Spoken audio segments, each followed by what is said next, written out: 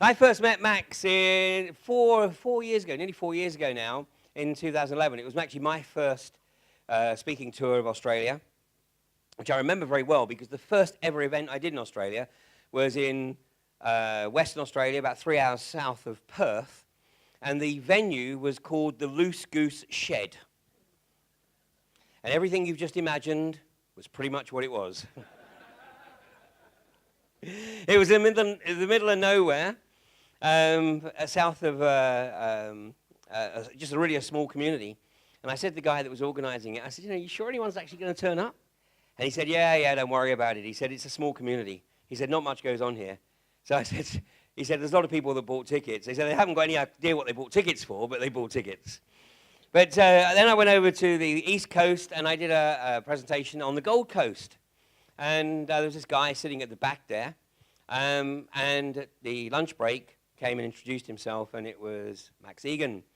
And at the time, Max had this radio show, the Crow House. And Max was the voice. Max was renowned for his voice, and he does have the perfect voice for radio. And so he was very reluctant to be photographed because he wanted to be known as the voice. And I think that you understand why that is. He does have a great voice. But fortunately, shortly after that, Max ventured from behind the microphone in his radio station onto the stage, and now has become a much sought-after speaker right around the planet, not ever neglecting his radio shows. He's also made 2 full-length documentaries. If you haven't seen them, I'd encourage you to watch them. And then when I went back out to Australia last year in November, Max said, you got a couple of days, you're up in the Gold Coast, come stay with me. And he has this beautiful place. He shares his living room with a 1955 VW camper, which doubles as the guest room, isn't that right? Yes. Yeah.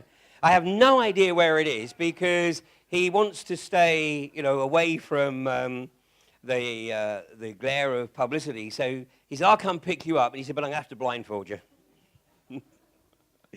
But anyway, had a wonderful couple of days with Max.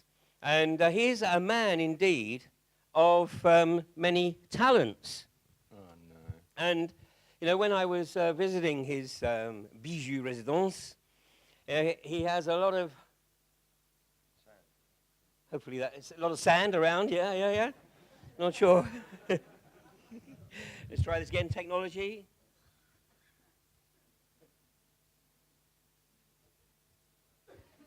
See what happens here.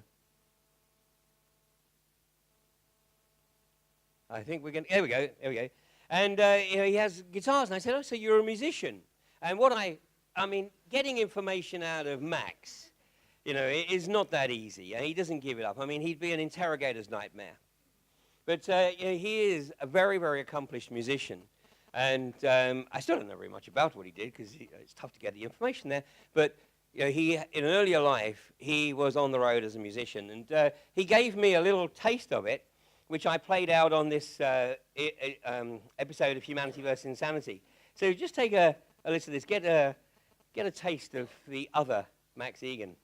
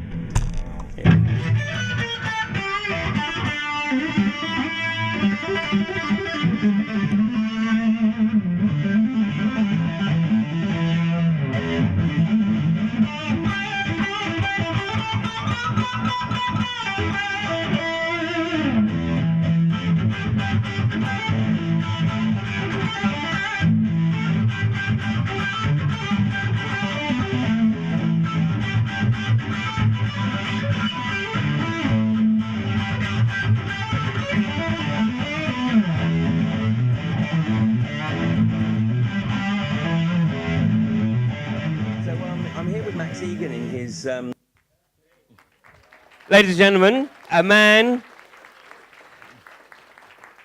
of great talent and of even greater insight. So please welcome Max Igan. Oh, dear. Oh, I didn't know you were going to do that. I know you didn't. I didn't if I'd have told you, you'd never let me do it. I didn't actually blindfold him, folks. He's making that bit up. But yeah, I'm Max Igan. My website is The Crow House, which you may see up there soon. But what a weekend, hey? What a weekend. Like, what a range of speakers. What a hard bunch of acts to follow, really. I've heard some of the most important information here today, really. I mean, and credit to Ian Crane for putting this gig on, because honestly, I've spoken at a lot of gigs, and I'd say this is the best gig that I've spoken at, just because of the lineup of speakers.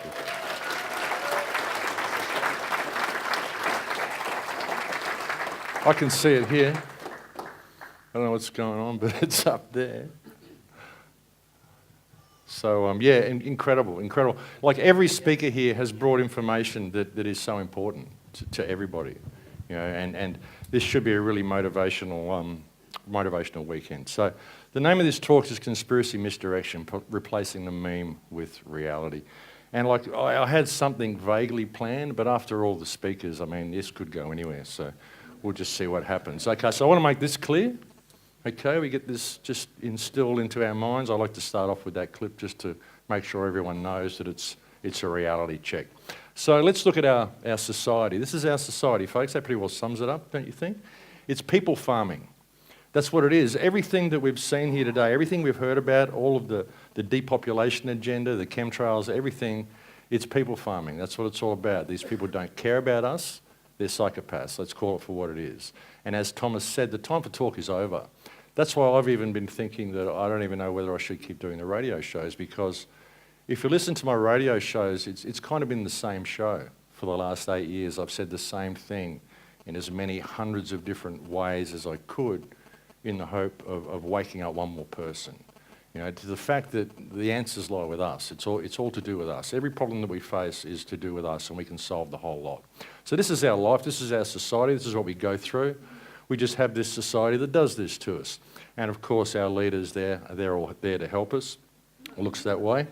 And look what they do to us. This is what they do to us if we get stressed out. They feed us genetically modified food. They're doing all sorts of things to us, folks, and this financial system is just eating up the planet. See, that's the thing, the financial system is the head of the snake.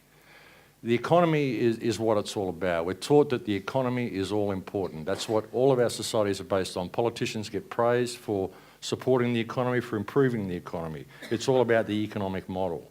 And this is how we've built our prison, because we are the ones who have built our own prison. We can blame the system all we want, and sure, the system is a lot to blame, but it's our participation in the system. What we've done through the education system, we've been trained to believe that we've been given a misguided perspective of success, basically, is what we've been trained into. We go into these businesses and we work to make the business more efficient, because by making the business more efficient, we can get more dollars in the bank, and then the world becomes our oyster. We can be successful, then we can go and enjoy the world. We get to these positions and we go to try and enjoy the world, we find that it's all been homogenized for us anyway, and that there's nothing really there. But by getting into a business and working to make the business more efficient and basing it all on the economy, what you do is you minimize work costs and you maximize profits. So you're discarding humanity and you're making the system more efficient. And in this way, we've built our own prison. And now we've got this meme which basically enslaves us, but it's just an idea. The whole system is just an idea. Government is just an idea. Government isn't real. It's an idea that people write in books. And men with expensive suits go to these buildings and they do what it says in the book. And if they haven't got a way of extracting more wealth from you, they just write it in the book. And they put a rubber stamp on it and they call it law, and we all go along with it. But it's just an idea. It's just an idea. It's not real. You know, but we currently discard humanity in order to support this economic model. And that's what it's all about. The economic model, based on permanent growth, is designed to render the planet uninhabitable. That's its only purpose. That can be the only result of continuing to support this economic model. You think about it. It's always about permanent growth. So therefore, you've got to constantly discard humanity and make the system more efficient. All the resources you remove from the planet, you've got to make them into objects that will break so you can replace them, so you can continue with the permanent growth cycle. And that's the situation that we're in, and that's what we get because of it. And that's where we end up. That's basically where we end up. And the people just go along with it. Why do they go along with it? Well, we've seen why they go along with it in these talks today. Fluoride, television, what people are trained to believe by the media. The media is a huge part of this. The media, I believe, like the criminals, the politicians are criminals, let's face it, they're all criminals. They're doing terrible things to the planet. But the media, as far as I'm concerned, are even more criminals. Because the politicians, we know they're criminals. They're bought and paid for to begin with. But the media, we employ these people. These people are a government watchdog. If you look at the American Constitution, for example, the media is the only non-government organisation that's mentioned in the Constitution because it is so necessary to have a strong independent media and a powerful and an honest and unbiased media in order to have a responsible government. If you don't have that, you don't have any accountability for your government. So that's what we need this. We need this. And the media is grossly irresponsible in all that they've done. As far as I'm concerned, they're guilty of as many, if not more, crimes than the government, just because they have a choice in the matter. I don't know how anyone could get up on TV and just tell barefaced lies the way they do, no matter how much they're paid. I mean, you know, they get them in there, they get used to these lifestyles, they don't want to lose their money, they want to keep living this way. But still, I don't know how they could do it. I mean, I've met people who've been, had millions of dollars, and they've given it all away and gone around the world with a backpack and been the happiest that they've been in their lives. So there's no reason for these people to get up and lie, yet they do, you know. And we go through it all, folks, because we're taught that there's a pot of gold at the end of the rainbow. If we work hard, there's a pot of gold at the end of the rainbow. It's all going to work out, but really, that's what we get. You know, it doesn't matter how hard you work, doesn't matter how much you've got. Eventually, it just gets taken from you because they can just switch the power of money on and off, switch the value of money on and off. You know, economic crashes. You know, it's interesting, isn't it? In an economic crash, suddenly everyone looks at this worthless paper in their wallet, and they think, "Wow, it's all worthless now. It's just paper." But it was before. It was just paper. It didn't have any real value, but they switched the value on and off. This is mind control of the most incredible kind. How people can open their wallet. The whole system's still here. It's all functioning. All the trucks are still there. Everything's still there. The infrastructure still works. But oh no, I can't use it because they've switched the value of my paper off. How did it have value to begin with? It's mind control. That's what money's for. And this is what they're doing to the world, folks. This is what they have planned for us. And there's you know, we can petition these people. We can protest the mines. We can protest coal seam gas. We can protest all this stuff as individual things. It doesn't really get us anywhere. Petitioning governments, I mean, it's a good thing to do to show that we know, and it's a good thing to show solidarity, but it doesn't really get anywhere. And when you petition a government, you're pleading with them. Please do the right thing, my elected politician, my ruler. These people are our servants, folks. We don't have to ask them to do things for us. We have to tell them what we want them to do. We don't do that because we live in disunited communities. That's the problem. So we get this. This is our jobs, folks. This is what we go out and do for a living. We create all of this ourselves because we crave paper, because we have to, because we've got to pay to be alive. Not many people ask themselves the question, why do I have to pay to live on the planet that I was born on? It's a really interesting thing, but we do. We have to pay to be alive. And this is what we get. This is the gas fields of Queensland that Ian's been telling you about. And this is insidious, folks. Coal seam gas mining, what they're doing here. You remember back in the 1970s, I think it might have been 1974, there was a paper, the National Security Memorandum, in which Henry Kissinger said we will use food as a weapon. What do you think he meant by that? You know, they're just not just marginalising certain countries by cutting off the flow of food to them. They're removing Western countries of their ability to produce food. What they're doing in Australia, where they're doing all of this around the southern Queensland area, this is bordering on an area called the Darling Downs. This is some of the most fertile farming land in the world, and it's Australia's food bowl.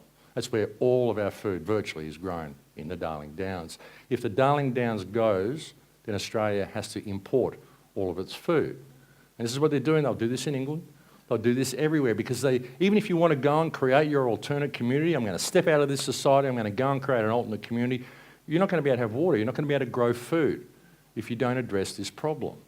This is where we fall down with a lot of this stuff. We want to step out of the system, but we don't want to continue dealing with it at all. You can't step out of it and turn away from it. You've got to deal with it. This is where the free man movement falls down. All of these sorts of things, lose the name. Who's heard of that? Lose the name, win the game. Anyone heard of that? If you don't claim your name, they can't do all this stuff. That's very fine.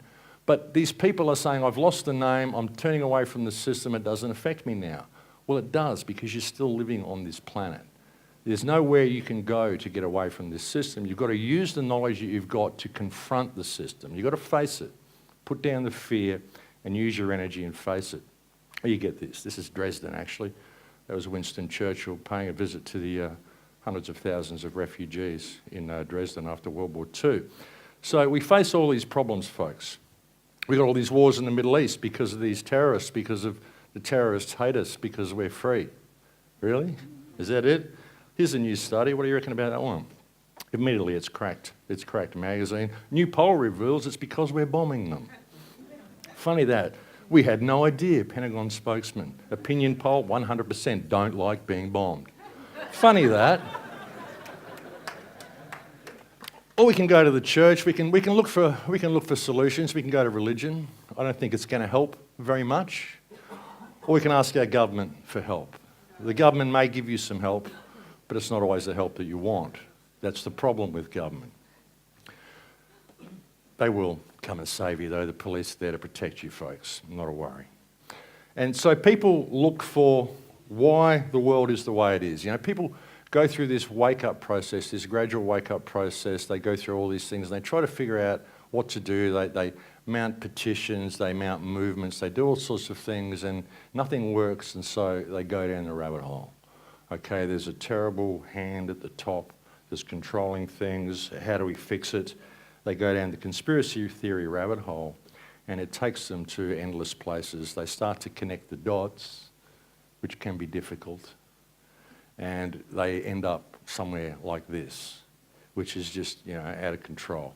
Folks, the whole conspiracy movement, sure, there's a conspiracy. There's a really big conspiracy, but there's a conspiracy culture that's been superimposed over the actual conspiracy to get everybody running down rabbit holes.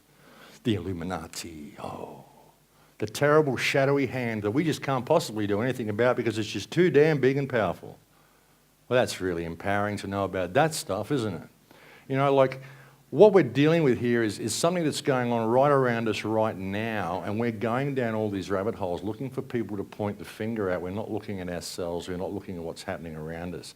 Every single problem that we face on this planet, whether it's pollution, whether it's homelessness, whether it's Fukushima that I showed you before, whether it's coal seam gas mining, it doesn't matter what it is.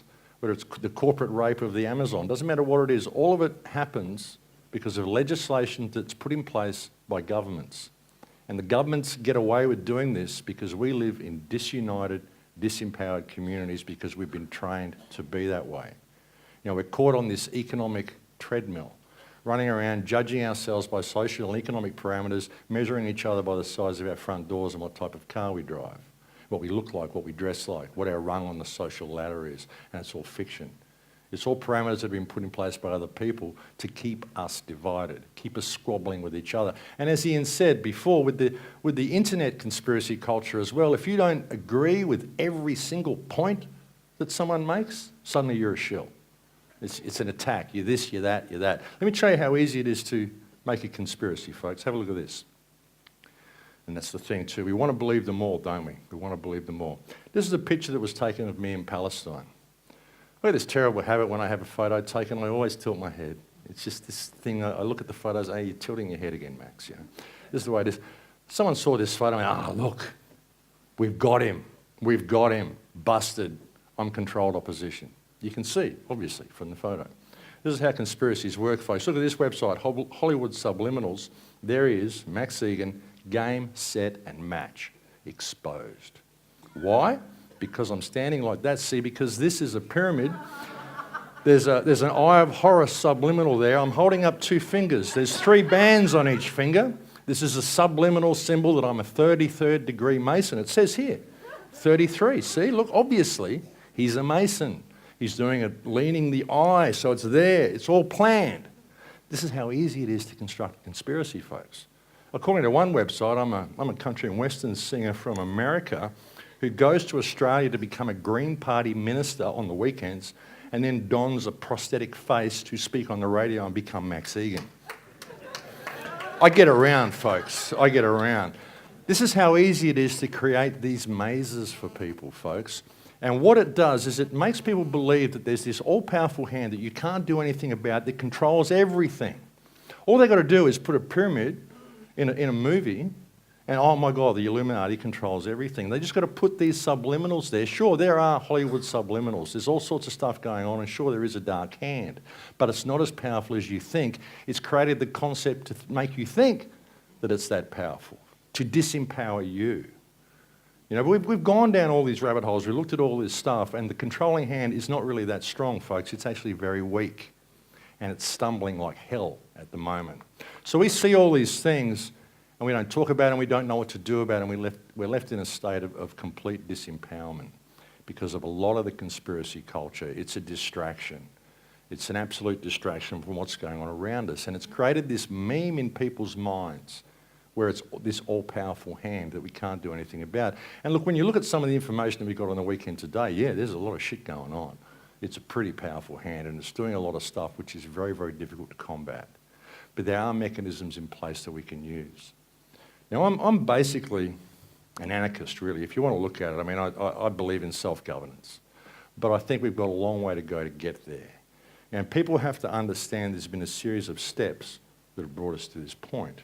And too much in this movement, this culture, this alternate media, the truth movement, whatever you want to call it. I think truth movement is the wrong word, but a lot of it isn't truthful. But in this culture, there's this all or nothing kind of mentality. You know, I'm an anarchist, therefore I want total anarchy. We've got to crash the system today and we can all be free. It won't work that way because a lot of people aren't ready for self-governance. You know, when I started this, and it's the same with the free man movement as well, I want to walk out of the system, I want it to all change today, I'm gone. You can't do that, you know. When I came into this, when I started doing what I do, it's because I love people. It's because I love life. I don't want to leave anybody behind. I don't want to free myself. I want to change the human condition. And that means freeing everybody. But they have to do it themselves. I can't free you. You can free you, but you have to make the choice to do it. You know, we have so many people that are awake now. We really do. And if we could get coordinated, we could make a difference. So we've got to stop judging each other. We really do. Because there is a conspiracy. It's a really big one, as this man said. And if you really want to know what it is, it's a conspiracy to turn this thing into this. That's it. A prison that you cannot escape. That's why there's nowhere you can go. You can't build an alternate community and turn your back on this community. If you do that, you're forgetting what gave you the reason to build the alternate community. You wanted to get out of this society because this society is heading for the cliff and it's dragging the whole world with it. And that's the key. It's dragging the whole world with it. And you're still on the world. And there's nowhere on this planet you can escape from it if you choose to turn your back on it. But you've got all that information now. You can just turn and face it with the information that you've got and be brutally honest. Speak the truth. Don't be politically correct. Call things for what they are. You know, the time for talk is over, like Thomas said. We've got to put things into action now, folks. We've got to stand up and call a spade a spade. We really do.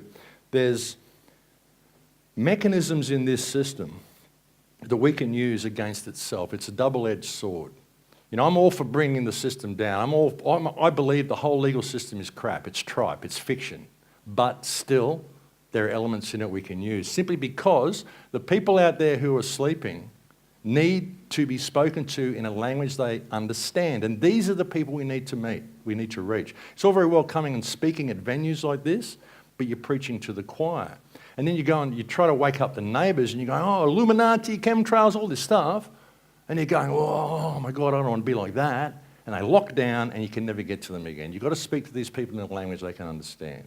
This is why I've tried everything. I mean, I've tried addressing the tax system. I've tried anything I can do to get people's attention to the fact that the government doesn't have their best interests at heart, and then go with that. Because you've got to crack that shell. You've got to crack that shell. Now, everything that we're seeing on the planet today, everything these politicians are doing, if you really want to get down to it, it's abuse of office. The lot of it.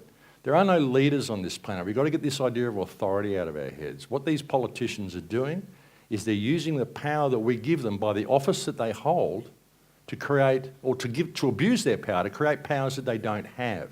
This is all abuse of office. You know, the fact that you've got to put in all these freedom of information requests, the fact that there's fluoride in the water, let's just call things for what they are. You know, there's so many things going on the planet that are abuse of office that give us the choice to use it and to deal with it and to use their laws against themselves. I mean, I don't agree with any of their laws. I think they're all fiction. But psychopaths like to hide. They like to hide there in the ranks. And a lot of the lower level politicians are not psychopaths. These are people that are trained to work in a system and make the system more efficient, you know? You can't just blanket statement the whole thing and hate everybody and say everybody in the corporate system is a psychopath, everybody in the political system is a psychopath. A lot of politicians become politicians because they want to make a difference. There's good people in there, but they go in there and they're forced to work within psychopathic parameters, and so they get corrupted by default because they're working in a corrupt system. They may not be corrupt, but the system itself is corrupt. And when I say corrupt, I'm not meaning it's evil, it's cruel, it plans bad things. It's corrupt, it's dysfunctional. You've got a corrupt file on your computer, it isn't evil, it's just dysfunctional. The system is dysfunctional. And so when people work within it, they work within these dysfunctional, corrupt parameters and they don't get anything done. But if we can speak in their language and speak in a language that the people on the average street can understand, then we can start cracking that little shell in people's minds. You know, I started talking about the tax system, I started talking about all sorts of things, but ultimately it's all abuse of office. The whole thing is abuse of office. And what you've got to do is find that thing in your community which concerns your community, and you've got to help them look at it from the correct perspective. Because whatever problem that they've got is a result of legislation and abuse of office, the whole lot. The only reason any person on this planet is in a state of hardship is because politicians are abusing their office. You know, and if we call it for that, we can get out of this because we can reach people. They think, yeah, abuse of office, that makes sense. In Australia recently in the 70s, that's recent for me, I'm old. In the 70s, there was a politician, Gough Whitlam, who got removed from his position of power because all the politicians in the country got together to express a loss of confidence in his government's ability to govern, and they had him dismissed. We can do that. We can express a loss of confidence in our government's ability to govern and have them dismissed by asking them to show cause why they should not be held in abuse of office. What for? Exhibit A, the earth. Have a look at the place. Everything that's gone wrong on this planet is because of legislation you guys put in by, you know. We can do this, folks, but we've got to rally the people in the right way and speak in terms they can understand. You're going to find that every community you go to, it doesn't matter where it is, it might be some little suburb somewhere, there's something in that community that affects most of the people in that community that they're concerned about. It could be the rubbish being picked up, it could be the state of the beach, it could be the storm drains, it could be anything, but there's something that isn't being done that they want done. You've got to help them look at it in the correct perspective, and you've got to stop addressing symptoms. The fracking, you're not going to address the fracking by protesting at the frack wells. I mean, sure, you need to do that because you need to stop it, but what you've got to do is realise what it really is. Now, we had a gas well in Australia. There's only one well that I know of that's actually been stopped in Australia, and that's a well that I went and spoke at a place called Bentley. They're trying to get the well back in now. But it might be others, but that's the only one that I know of that's been stopped. And the way I did it, well, I didn't stop it, they did. But I went and spoke to these people and I said, look, you're looking at this from the wrong perspective. What you've got to do is realise that this is a threat to national security. You've got to change your perspective of what the nation is, and that's what the people in England have to do as well. You've got to change your perspective of what the nation is. And hey, I don't even believe in nations, but I've got to speak in a language these people understand. And these people, the sheeple, whatever you want to call them, the people that are just programmed into the society, they believe in the nation. They believe in England. They want all this national stuff, you know. They got national pride. You know, I heard someone here in one of these talks saying how all the immigrants are coming in and you're losing your identity. And that's true as well. So you need to maintain that identity, but you've got to understand what the nation of England is. The nation of England is you guys. It's the people. You take all the people off the island, you put them out in the ocean, and what do you got in England?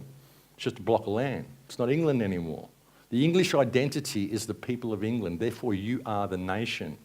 Therefore, any threat to the security of the people is a threat to national security. Water is the stuff of life. Without water, you can have no life. Any threat to water in your country is a threat to national security.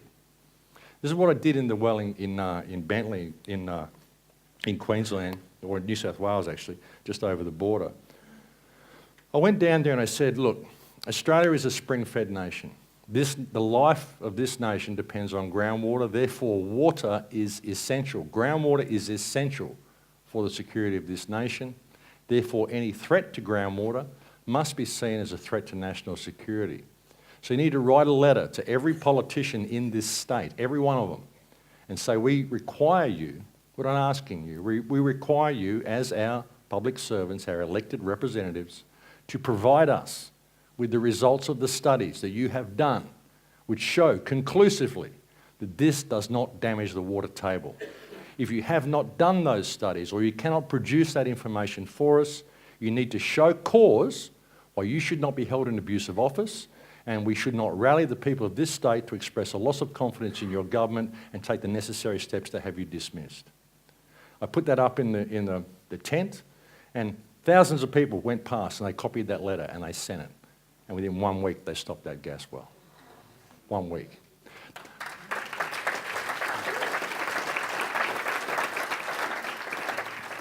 They said it was for environmental reasons and impact studies and social concerns and all this bullshit that they came up with. I guarantee it's because they sent that letter.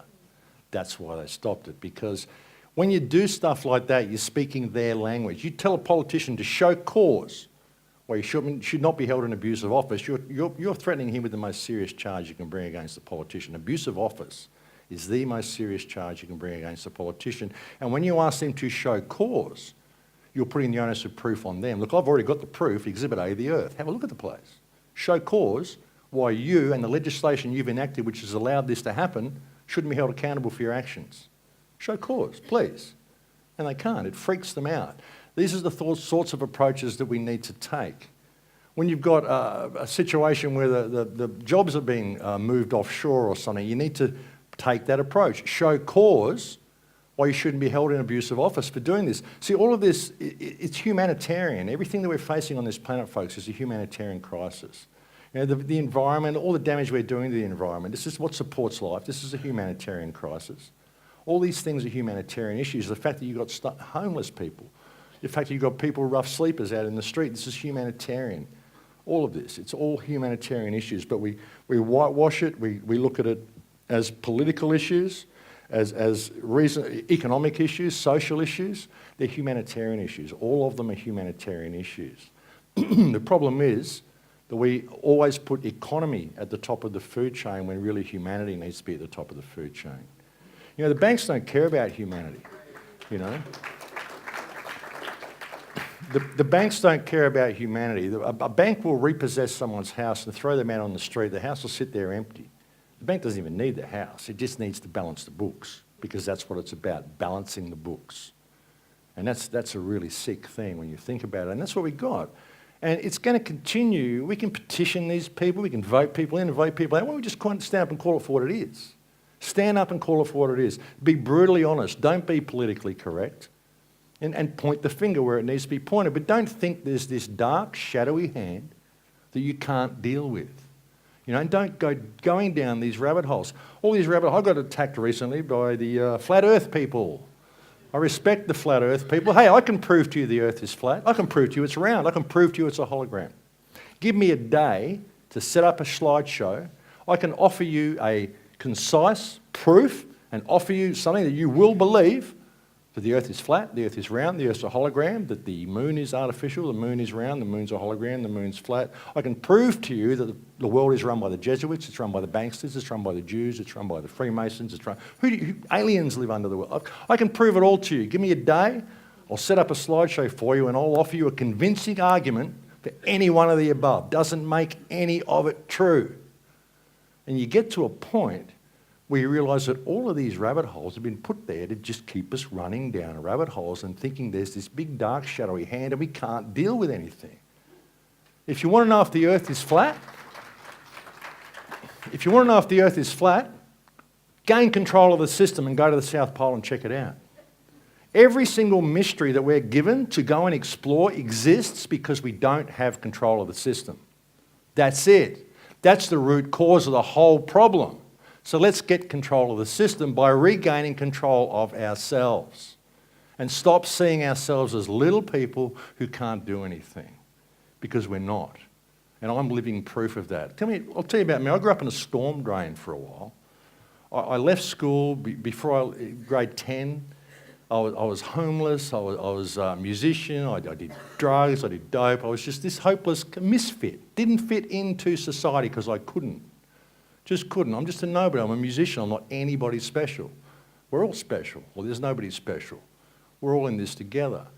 And when I started doing this, I didn't want my face out there, not because I wanted to be the voice, but because I didn't want anyone to be able to associate a face with the voice, because when you hear a voice, you associate that person with it. I thought if they can just hear my voice, then the only image they can project onto it is themselves. And I'm not anybody special. I don't want to be a celebrity. I don't want anyone to think that I'm a guru or anything, because I'm not. I'm an out-of-it musician. That's me. I didn't deal with society because I didn't want to participate. When I was 4, I said, this is all fucked up. I'm going to do something else. I'm walking around in the yard with my teddy bear going, Teddy, it's all fucked up. The world is all fucked up. I've been born onto the wrong planet. This is when I'm 4 years old. We're out in the forest. My mother told me we couldn't live there because we didn't own the land. I'm going, own the land? How can you own the land, Mum? She's going, you'll understand when I get older. I'm going, no, I'm born onto the wrong world. What's going on here? You know, so I couldn't deal with it. I had a terrible childhood because I couldn't deal with it. I was depressed. I was this. I was that. When I was 10 years old, I discovered a Frank Zappa album called We're Only In It For The Money. And I went, hey, he gets it. He gets it. It's not just me. And I became a musician from that point. I lived on the outside of society. When 9/11 happened, I decided that my research was actually worth something, was actually important, and I should start talking about it. So that's what I did, and that's why I'm here now. But I'm nobody special. Nobody. You know, we are all special. We are all beautiful. We can all change things. I had this experience in 2008, which a lot of you have probably heard. How many people here listen to the show? Is there a few people here know my stuff? A lot of you don't. So in 2008, I had this experience, this meditation experience. And is Thomas here? I did have that aha moment, Thomas. I had that. It was an amazing thing. It was like a drug experience, but it was. And I had this moment where I was sitting in meditation, and suddenly I was sitting inside myself, and I was looking out. I could see my outer skin. And between my outer skin and where I was this entire universe. I had this whole fractal thing going on. But what happened was eventually this experience happened, and I just left my body, and I was everywhere all at once. Everywhere. I was looking at myself from all possible angles. I could feel everything in the universe. I could feel everybody. I could feel all the emotion. And I realized that there's only one of us here. It's one single consciousness. The entire universe is a single consciousness expressing itself through frequencies. Maybe it is a mainframe, like Samantha said. I've had experiences which suggest she's probably correct. But, you know, and as far as the Earth being round, the Earth being flat, I don't care. It doesn't matter to me what the stage is. It matters what you do with it, because what this is about is human creativity. But in that moment, when I had that experience, I discovered my own perfection with all of its flaws. And how can you be perfect if you've got flaws? I can be perfect because I'm perfect at being me. No one else can see the world through these eyes, no matter how flawed this vehicle is, no matter how flawed my emotional state is, no matter how inconsequential I feel. I am perfect at experiencing life from the perspective of Max Igan.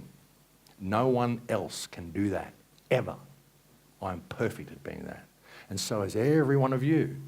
And it isn't whether you're good or bad or fat or short or good looking or bad looking or this or that. It's about what you do with it, what you do with the information. What is your relationship with people?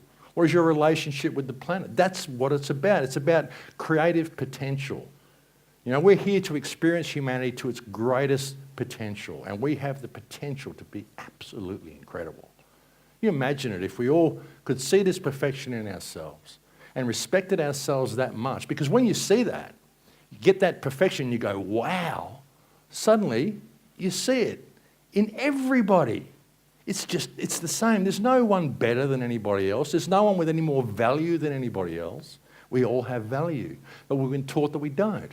We've been taught to look for leaders and look for gurus, and someone's going to find a way out of this. Someone's going to lead me to safety. I'll just follow, please. I'm reading it in the newsletters. Yes, we're winning, but I'm not participating. You've got to participate, folks. You've got to participate. You've got to be yourself. Don't be afraid to be yourself. Don't be afraid to speak your truth, and don't think anybody has authority over you. Don't think anybody has any power over you, you know. But don't attack people. You know, you don't go to the politicians and scream and rant and rave and protest and all this stuff. You just ask them, show cause.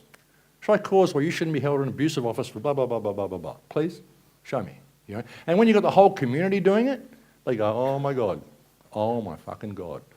You know? And you'll get that if you discover that perfection in yourself, because then the barriers break down with people. See, this whole divide and rule, it's us who perpetuates it, folks. It's us who perpetuate it. A lot of it is because of the business model, because of the economic model. We're always competing with each other. We look at this fear going on, like drip, drip, drip in the back of your mind, always there, no matter how connected you are. Got to pay the bills. Oh God, do I look like this? Oh, am I fat enough? Am I thin enough? Am I that? Does she like me? You know, all this stuff going on. It's in people's minds all the time. You know, little inadequacies, which are parameters that are given to us by other people. And it happens so much. It really does. But we've got some golden opportunities, folks. We really do. And they're providing them for us. What Thomas was saying before about embracing the shadow. You know, we've got to embrace the shadow. We've got to turn and face this, folks. We really do. We've got to turn and face this head on. We don't need to back down. We don't need to be politically correct. We've got to rally the people in a manner that they understand. You know, I even say to people, look, you know, if you're baking a cake, bake one for your neighbours if you don't know them. Take something next door to get to know these people. It's really hard, isn't it? You know, we live in cities, and the closer they pack us in, the less people we know around us. We're too scared to go and knock on the house next door and get to know people. You know, they're all too programmed to want to know us. That's the society that we're in. So what we've got to do is find a way of breaking down these barriers and find a way of linking things up. And all of the different movements, you know, the chemtrails people and the fracking people and the this people and the that people, we've got to bring all this together, because these are all the same issue. These are all symptoms of the same problem. You know, like I said, be it Fukushima, be it homelessness, be it starvation, it doesn't matter what it is, it's all part of the same problem. You know, we're just not dealing with it from the correct perspective. We're hacking at the branches, but we're not striking at the root. We've got to strike at the root, but that's got to come from us. It's all got to come from us. You know, we've got to change our perspective of what we are, folks, change the perspective of what the nation is. And then we can get to a point where we don't need nations, you know, because all of this is fiction anyway. But there is enough stuff in the fiction that we can use to get ourselves out of this. We really can. But it's people, you know, these extremists, these guys are extremists, people who it's all or nothing. You know, it's all or nothing. We've got to be totally free now or you're a shill. You know, if you even think about using the tax system to find a way out of the tax system, or you're a shill. You know, if anything that you want to do, if it's part of the system, oh, you're a shill. You know, you get this all the time, and it's this whole divide and rule mentality, and it doesn't get us anywhere. We've got to start using their language, folks. You know, use the language of the people on the street, speaking in words they can understand. Even with the whole lose the name stuff, you know, like, this works to a degree now in this society if you get the right police officers when you do it. My sister's on this road. This is what she's doing. She's taken her number plates off her car. She's got her live birth certificate. She's doing all that stuff. She was just arrested a couple of days ago while I'm away. And she's out of jail, and she's going to get the fine and send it to the Attorney General so he can pay for it. I mean, I don't know. This is all this complicated stuff, but this isn't free, folks. There's a guy who's not claimed his name. He's been in jail for a month because he won't claim his name. Now they've moved him to a psychiatric ward because no one wants the paperwork. They don't know how to deal with this guy because he won't claim his name. And he's there going, yeah, I'm winning. Man, you've been in jail for a month and now you're in a psych ward. You're not winning. You know, you might end up out of this, but you've wasted 6 or 8 weeks of your life, and at the end of it, you didn't really win because you didn't affect any change within the system. You're not free if you lose the name. You're free when they stop asking you for it. And that's only going to happen when you educate the people around you. And if you go and tell them to lose the name, that's how you're going to freak them out. They're going to shut down and walk away. You've got to speak to them in a language that they understand. You can't present this alien reality to people because that's what it is. It's an alien reality.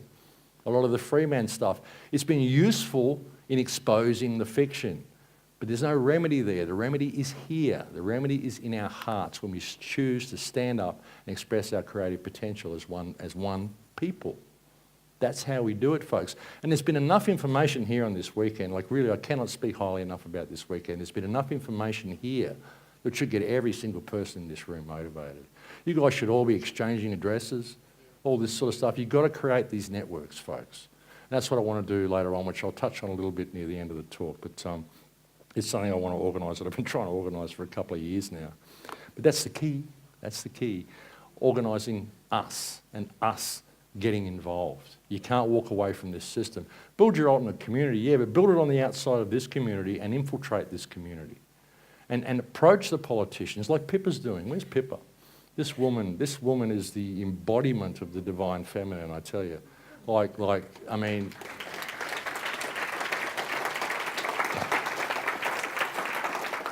this woman is like a terrier just nipping at their heels. They're going, fuck this dog, you know?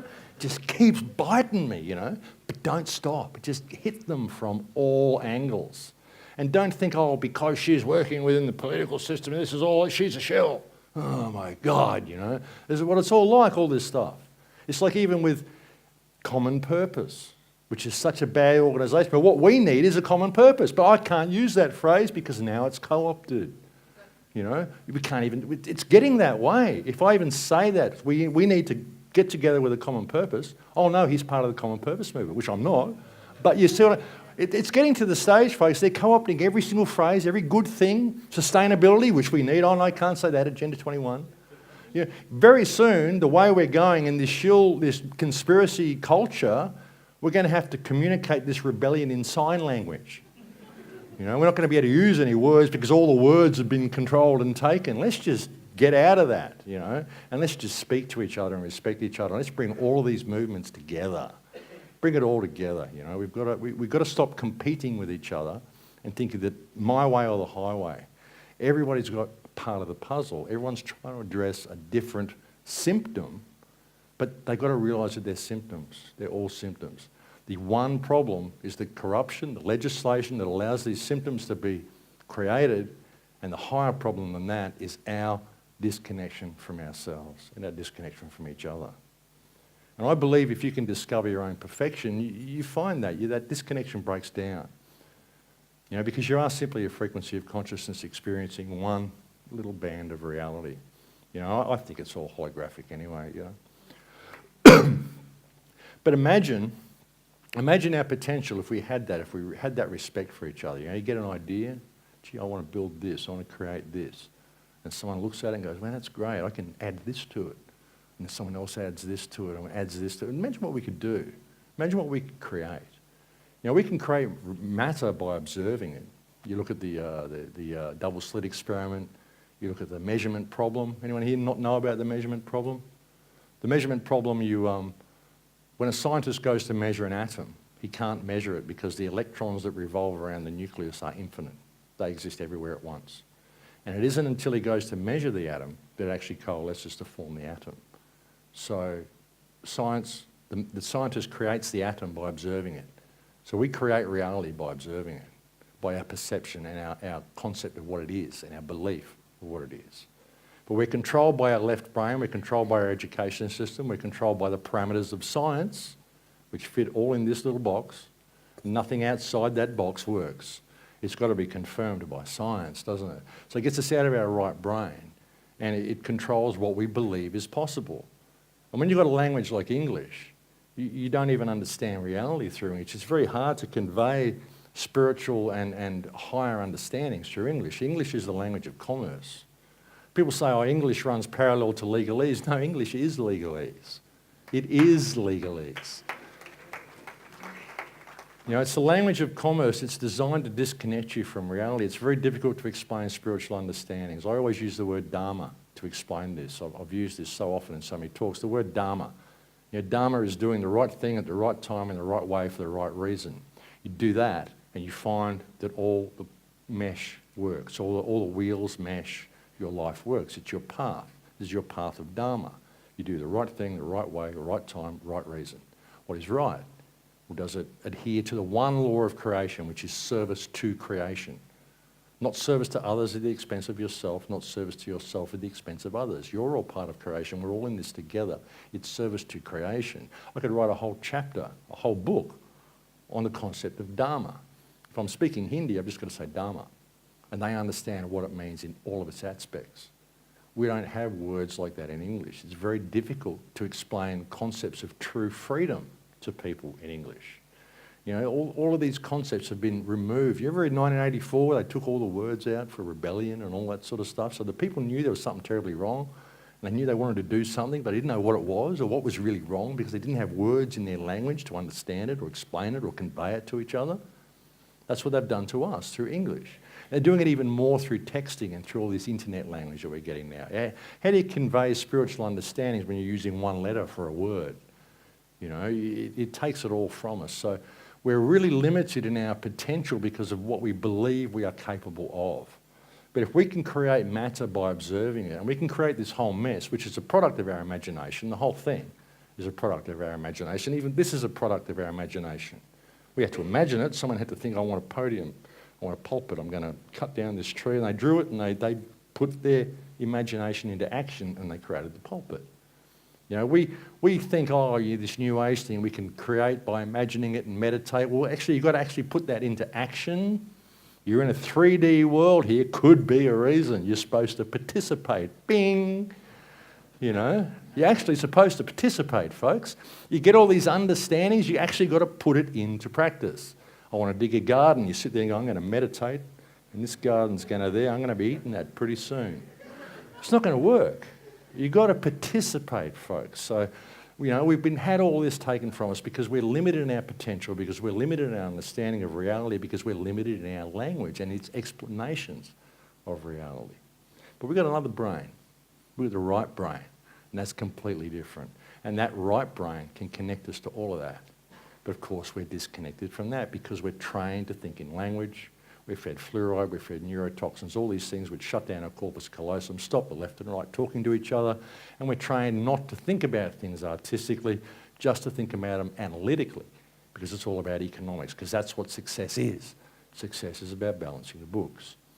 You know, so we've got this whole fictional reality, and when you wake up to it, you go, well, hey, you know, it's so obvious. I can see it so well, and it's so obvious.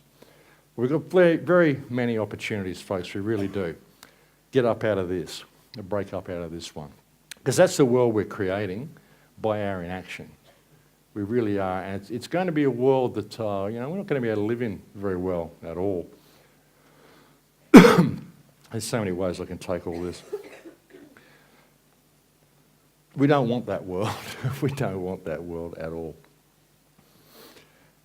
And again, folks, like I said, a lot of these slides are incidental now because of the talks that I heard earlier. But if you think these people aren't psychopaths, they're not doing all this purposely, and they're not really working to depopulate the planet and squash the human spirit, just look around at what's going on around the world. Look at what we've done to the Middle East. And this is another thing with the lose the name and all of this sort of stuff, and all of the free man movement, and all of these ways of finding loopholes through the political system that we can, you know, use, blah, blah, blah. Folks, these people that are running this planet, they blew up all those people on 7/7. They killed 3,000 people on 9/11. And then they went out and they bombed all these Middle Eastern countries. They killed about 4 million people now, knowing all the time that these people are completely innocent of any crime. Do you really think these people give a shit if you lose the name? Do you really think that's going to make a difference?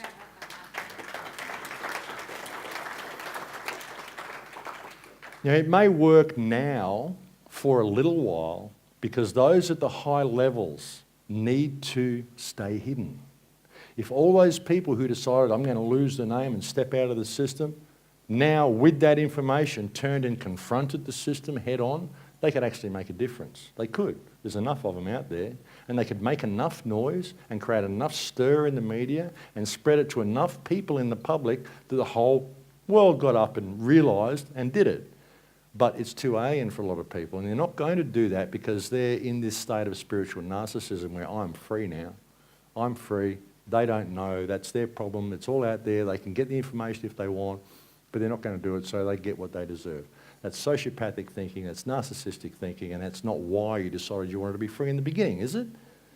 You know, that's not what it's about. And all of these free men and all these things, it's all of this narcissistic approach they have, which is designed that way to keep them locked down this rabbit hole in the mistaken belief that they're free when they're walking around in an open-air prison, that prevents any of this happening. I mean, it's been useful in exposing the fiction. That's great. We know it's fiction. We know how the birth certificate works. We know what it's all about. But we've got to find practical ways of applying it to the world and practical ways of applying it to our society. And we've got to get it to people in a language they understand. Like I said, if you think this isn't being done deliberately, folks, these cluster bombs that they use everywhere. This is great thinking, isn't it? Cluster bombs. There's an unexploded cluster bomb. That's what they look like on the ground. So what happens, we send all these into these Middle Eastern countries, they run around the ground unexploded. Oh, terrible, all the people are getting hurt. We need to send in aid packages and help them. You know, what do we send in? These aid packages. There's an aid package next to a cluster bomb. You reckon that isn't deliberate? Do they paint them the same colour? Why would you send yellow cluster bombs into a country, then drop yellow aid packages there? Oh, we've dropped food for you. Go out and find the yellow packages. And there's the results. You know, and this is what we're doing. This is what we're doing. This is what our governments are doing. What, are we going to protest this? Are you kidding me? You're a fucking criminal. Look what you just did to this kid. You're a criminal. You're a psychopath. Only a psychopath goes and bombs another country. You go carpet bomb a country and say you're doing it for self-defense. Are you kidding me? And we just deal with this. We'll protest, we'll have a war protest. Oh, the terrible politicians will turn the channel. No, these guys are doing this with your money. And it's you know, it's a joke. Monsanto. We're going to protest this stuff? I mean, show cause. Here's all the information. Here's all the studies on the rats showing that they cannot produce after 3 generations of eating this food. All the stuff that you're doing. Here's the proof. Show cause. Well, you shouldn't be held accountable for your actions. Oh, we can't be because we wrote on this little piece of paper here that we're all safe. It's there. Look, it's got a fancy letterhead on it. It's a law, see? I've got this psychopath in a suit here to sign off on it. It's a law, see? You write it on paper and it becomes reality. We live in a paper-based reality, folks. A paper-based reality. And we're getting away with it because, oh, we can't do anything. It's law. It says on the piece of paper. It says on the piece of paper that I can't do anything. I've got to let this happen because there's nothing I can do about it. It's all abuse of office. It's all, these guys are mass murdering psychopaths destroying our planet. And we're arguing about it. We're debating finer points. We're arguing over semantics and details. Let's call a spade, folks. I'm sick of this shit, you know. Sorry about the swearing. I don't swear on air, so I get to do it at these gigs, you know. But I'm sick of this. I'm angry. After hearing some of the stuff today, I'm angry, folks. I'm angry, you know. And that's why I do the shows, because I'm angry. I've been angry since 2008. I get on the shows and I speak calmly, I speak eloquently. I try to empower people with information. I want them to feel that there's a way out, because there is. But they have to get motivated, so I try to inspire them. And that's what this movement has to do. You know, the alternate media needs to provide a safety net for people who are waking up to the reality of the situation, and you need to be providing pathways to solutions. I don't know what all the solutions are. I'd like to. I've been trying, but I can't do it without your help. You know, we all need to link up our minds together and do this together, because everybody's got a piece of the puzzle. Everybody has value. Everybody has something valid to offer. We really do. We can't shout each other down. We can't have our movements. We need to link everything together, folks. We really do, because otherwise this is what we're going to get, stuff like this. And that's true. That is true. Either mankind will stop Monsanto, or Monsanto will stop mankind. And this guy, what can I say? What can I say? This guy, what's he passing these laws to say that what? We're as dangerous as ISIS. These online extremists. That to me sounds like a pretty extremist ideology. I think David Cameron's an extremist.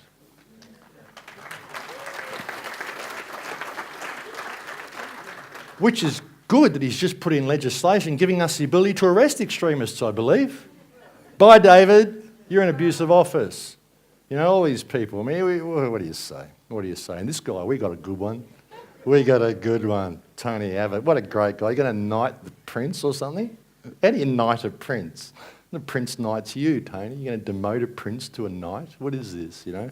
Tony Abbott's amazing. Tony Abbott's a politician. You don't know what he's going to do next.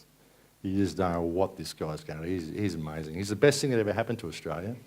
He's woken up more people than I could. The whole of Australia realises what they've got now. What do they got? They got that, and they ended up with that. That's what they got.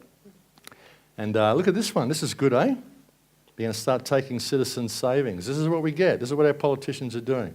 So they're setting the whole thing up for a financial meltdown, you know, which may or may not happen, but they've got to make people think it does. But they can switch the value of paper on and off anytime they want. And I would suggest that you don't keep money in the bank, folks. Draw it out, buy silver, something like that, you know, and buy the physical silver so you've got it in your hand. But don't keep it in the bank because they can switch that off any time. And it's really, you know, it doesn't have value anyway, it's just paper. You know, we need to build communities, folks, is what we need to build. But this is where you're going with all of this stuff. And this guy, Stephen Harper. Stephen Harper, see, Canada's got him, we've all got him. Stephen Harper's just passing legislation saying that anybody who speaks out against Israel can be convicted of hate crimes. Do you like that? I would say Stephen Harper is committing a hate crime by supporting the Israeli genocide of the Palestinian people, wouldn't you? Yeah. I think Stephen Harper's just passed enough legislation for us to arrest Stephen Harper under his own criminal legislation, you know. And Benjamin Netanyahu, what a great character that is, eh? What a great character. They say the eyes are the windows to the soul, folks. That tells me more about Bibi Netanyahu than I ever wanted to know. And what Bibi's doing, you know, in Gaza is incredible, absolutely incredible. I went into Gaza in 2012 with my brother Ken. That was an experience, probably one of the more stupid things we've both done in our lives, but looking back on it, it was great. I would do it again in a second. I've actually been trying to get back in there ever since. But again, I've used this so much since I've been, it really affected me going there and seeing these people, these beautiful people with so much light in their eyes. And Gaza Strip itself is one of the greatest opportunities for human freedom that we've ever had. Because that's what all of this is, folks. Everything that you've heard today and everything you've heard over this weekend has provided everybody here with some of the best opportunities you've ever had in your life. Because never before in history has the system been laid so bare. We've got the internet, we've got communication right around the planet. Never before in history has everything been laid so bare, and have we had the ability to unite this planet in one global shift in consciousness. This is it. This is the most important time ever. And the people in Gaza have been fighting this fight for over 70 years now, and they're providing us an opportunity because Gaza Strip is a war crime. We can use their paper. Okay, you want your paper-based law to be real? Fine. Here's the 4th Geneva Convention. It says collective punishment is a war crime. It says building settlements in occupied territory is a war crime. What is going on in Palestine is a war crime. It's not a debatable point. We don't even have to go into all the finer points of dropping phosphorus on the people and cutting their water off and all of the stuff they're doing, bombing schools, bombing ambulances, bombing children, so much stuff. Forget all that. The fact that Gaza Strip exists in a collective punishment situation is a war crime. Therefore, any government that is funding or supporting the actions of Israel is a government that is committing war crimes. If you've got a united community that stands up and says, show cause, why you should not be held accountable for what it says in this document. You guys support your paper reality? Here's the 4th Geneva Convention. You're all guilty of war crimes. So we're going to take the necessary steps to express a loss of confidence in your government's ability to govern and have you dismissed. Because this is a humanitarian issue. Forget about whether it's Israelis and Palestinians and Muslims and Jews. It's people locked in a prison, most of whom are children, who have been killed and tortured by other people. Forget about whether it's Israel or Palestine or Muslims or Jews. It's people. That's the problem. You know, we need to deal with that. Look at it from a humanitarian perspective, not ethnic, not economic, not religious. If someone's trapped down a well, you rescue them from the well. You don't do a debate on the semantics of the rope company and who manufactured the bricks and who did this. We'll figure all this out and then we'll rescue him from the well. You don't do that. You rescue the guy from the well and then you figure out how he got down there. It's the same with the people in Palestine and Gaza. These people need our help. right now, and they're providing us an opportunity to rein our own governments in. We can use this to deal with every single government in the Western world because it's an open war crime. But we're too busy arguing whether we support the Jews or the Palestinians or this or that, or the history of this. It's people, children, being killed right now, being murdered, drinking polluted water every day. You know, living in conditions you wouldn't believe. And that was when I was there in 2012. They bombed it 3 weeks after we left, or a month after we left, and since then, what they did in that last 51-day incursion, the situation in Gaza now is 10 times, 20 times worse than what it was when I was there. You know, there was a prediction made 5 years ago that in 15 years you won't be able to live in Gaza Strip, it'll be too polluted. You can probably drop that down to about 5 now if we don't do something, and they're providing us an opportunity to rein our own governments in. But we're not taking it. We're just debating the finer points on all of this. You know, it's a war crime, folks. It's not a debatable point.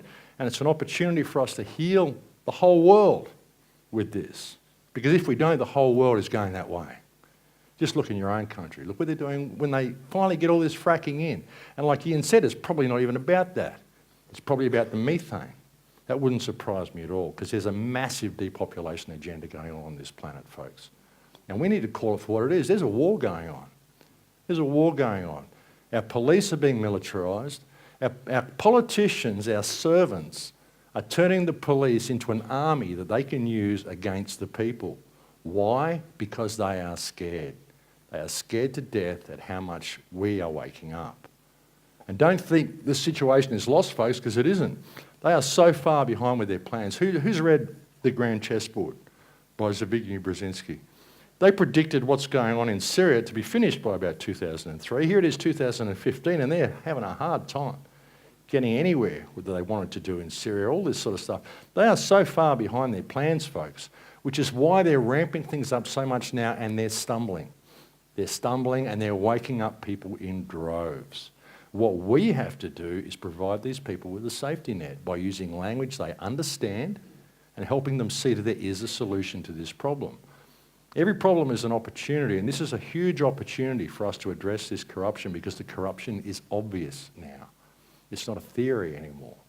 Yeah, there's a conspiracy. There's people behind closed doors doing very bad things, and everybody's suffering because of it. Now, anybody who's in a state of hardship in this country, there's no reason anybody should be in a state of hardship. This is a country of great wealth. England owns most of the world, for God's sake. You guys should be doing really well. You know, there's no reason for anybody to be in a state of hardship. You know, it's all abuse of office. You know, it's all the government being out of control. But we've got opportunities all over the world to heal it, folks, and Gaza is one of them. And why does it exist? Well, that's why, of course, every Palestinian that's born is a terrorist.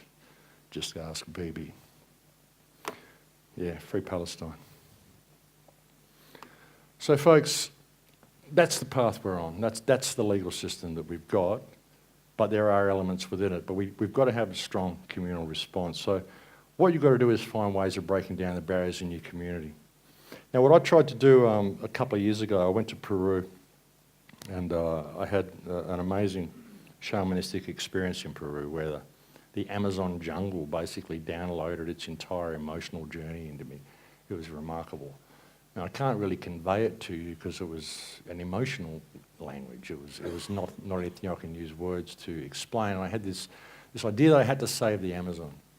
So I wanted to make a film to help save the Amazon. I wanted to start a project called the Full Circle Project. I had all sorts of delays and all sorts of things going on. I'm looking at it going, well, how do I do it? I want to buy land in the Amazon. I wanted to create this huge section of land and buy it, endangered Amazon rainforest, to save it, so I could show, okay, if we all pitch in, we can buy this. Look what we did. We got together and we saved something important. I thought the Amazon will work. It will motivate people. Everyone wants to save the Amazon. I'm just trying to find a way of finding something that will empower people. I had this idea, then I thought, well, I started seeing things like the Camasee Gas Project. You know, I'm thinking I can raise like $1 million so I can buy this section of Amazon, you know. And then I see the Camasee Gas Project comes along and spends $73 million advertising the fact that they're going to destroy this region. I'm going, geez, you know, I don't think my $1 million is going to go very far buying this jungle. You know, they've spent $73 million advertising the fact they're going to destroy it. So I thought, what can I do with a Full Circle Project? You're not going to save the Amazon by buying it. You've got to realise the companies that are destroying the Amazon are Western companies. So what we've got to do is clean up our own backyard. So Full Circle Project became something else. And see, I don't want to create a movement, a zeitgeist movement, all of this movement, all of that movement. What I'll create is I want to create grass fires. And so what we're trying to do with Full Circle Project, which has been trying to work all this out, their website's been hacked. We've had so much trouble with all sorts of stuff. I mean, even with the Crow House. I had to close down the Crow House forums because they just get hacked so much. So, you know, what I want to do with Full Circle Project is create a mechanism which is going to create grass fires. We've got this thing which is going to link up communities everywhere, have groups of people that can all get together and coordinate in an uncoordinated fashion. Like Ian says, you can't have a leader, you can't have a coordinated movement, but if you've got a way of linking everybody up so that everybody knows what's going on, okay, we've got this abusive office thing going, okay, we're all going to do this. The whole world does it because they're all linked up. And people in their communities, so many people I get letters from, they go, Max, I'm lonely, I'm awake, I live in this town. Do you know anybody I can talk to? This will do that. You can find people close to you. This is why all you people need to get contacts with each other. You've got to create these communities and get this contact going. So what I'm trying to do with Full Circle Project is create this idea where you can find and link up with everybody around the world and you can exchange ideas and everybody can get a platform to put their idea on the table and we can find a way out of this mess. So that's what I'm trying to do with Full Circle Project. I'm going to Spain when I leave England to discuss a lot of this with Zen Gardner and my darling friend Louise, who's up there somewhere, who is just this amazing woman from Spain who's been so supportive. Like I said, folks, the slideshows are incidental. That's where I want to go. That's where I want to go. That's where we're heading. Well, we've got to do it this way, folks, the warrior spirit. Zen is right. We've got to re-embrace the warrior spirit. And there's been an incredible effort over centuries to squash the divine feminine, and it's been pretty full on what's been done to women. And there's been a huge resurgence with the New Age movement to bring back the divine feminine, but in the process, we've managed to turn a lot of men into these really fluffy, happy little guys who are really in touch with their divine feminine. And we need them to get back in touch with the divine masculine. We need a bit of balance here, folks. We need the divine masculine to come back out. We need the warrior spirit. The warrior doesn't attack. The warrior doesn't kill. The warrior has integrity and stands for integrity and stands for what is right and stands for what is good and calls a spade and doesn't take a backward step. Do the right thing in all that you do. Not what's right for you, but what is right. And you know what is right. Don't tell me you don't. You do. Everybody does. Warriors confront the evil most people refuse to acknowledge. You've got to face the shadow, folks. All the information that you've got on this weekend, use it. Use it. Speak eloquently to people and ask these politicians to show cause why they shouldn't be held accountable for their actions, but use the right language and do it in ways that people can understand. There's so many people have told us this, you know. The hope for humankind is the transformation of the individual. Everybody has to change their perspective. There are no saviours. No one's going to get you out of this. You have to change your perspective and change how you interact with the people around you. That's what will change the world. I've been beating this drum for 8 years on air. And truly, folks, it's worked. It works for me. Everything in my life is so synchronistic. It really is. And some of the greatest tragedies in your life are the greatest gifts. They really are. Like I've had a horrendous life. I really have. I was abused when I was a child. I lived in a storm drain when I was 12. I was homeless. I was this. I was that. I've had broken relationships. I got to a point where I became a musician because I just didn't have any other way out. That's all I had to do. That was all I had. And then I got to a point in my life where my music collection was stolen from me. 38-year music collection of a musician. And music was who I was. If I ever had a bad moment, I went to my music. And that got stolen from me. And suddenly my source of solace became my source of pain. And I had nowhere to go. That was an interesting time in my life. That was the greatest depths that I ever fell to. And then I realised that there was another path, that my research was actually important because that's all I had. So I went back to that. And that is what propelled me to what I'm doing now. The greatest tragedy of my life is the greatest gift that I ever had, that was ever given to me.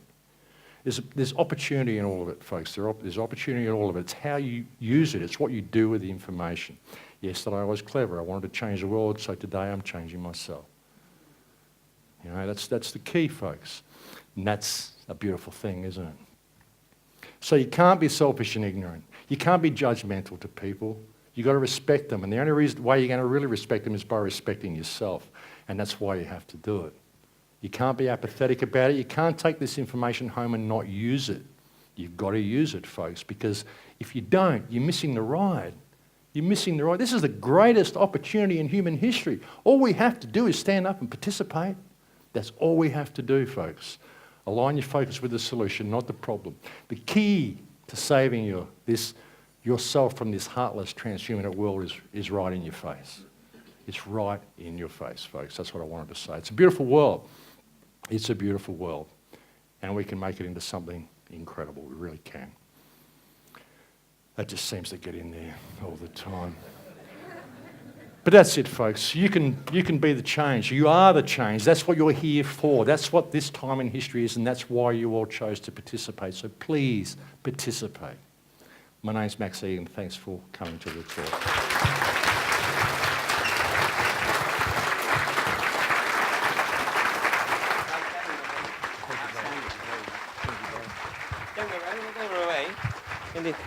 Max, on Humanity versus Insanity, you played me out of the show with this guy is as handy with the classical as he is with the electric. So come on, I've even got a chair for you, mate. You won't hear it. Yeah, we will, because we've got a mic. Oh, shoot. He always does this to me. Like, this is a trap, folks. How do you stand? Oh, dear. Oh, shoot.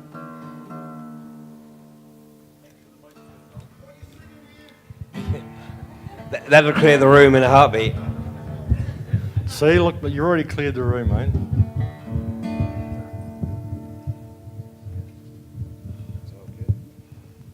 He's making me do this. I didn't plan on this.